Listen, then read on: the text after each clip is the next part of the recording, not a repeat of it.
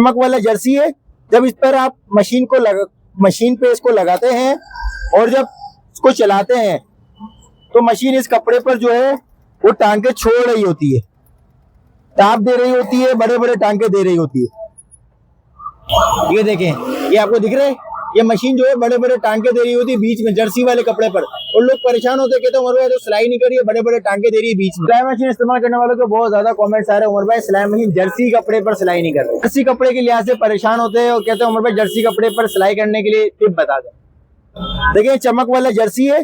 जब इस पर आप मशीन पे इसको लगाते हैं और जब इसको चलाते हैं तो मशीन इस कपड़े पर जो है वो टांके छोड़ रही होती है, ताप दे रही होती है, बड़े बड़े टांके दे रही होती है। आपको दिख रहा है, ये मशीन जो है बड़े बड़े टांके दे रही होती है बीच में जर्सी वाले कपड़े पर। और लोग परेशान होते कहते हैं उमर भाई तो सिलाई नहीं करिए, बड़े बड़े टांके दे रही है बीच में। आपने क्या करना है इस मसले के हल के लिए मैं आपको बताता हूँ। देखिए इस मसले के लिए जो है नीडल को हल्का सा, बिल्कुल हल्का सा अंदर दबाना है। आपने इधर स्क्रू ड्राइवर रखना है नीडल और गस के यहाँ कॉर्नर पर, और हैमर की मदद से हल्का सा इसको नीडल को आपने ये देखिए इधर हल्का सा दबा देना है इधर।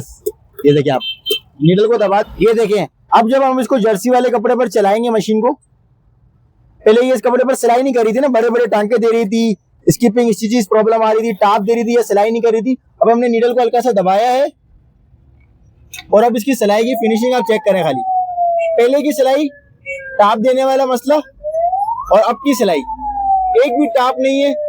ये छोटे छोटे मसले मसाले तो टिप्स होती है, आपका मसला इंशाल्लाह घर बैठे अल्लाह ने चाहा हल हो जाएगा।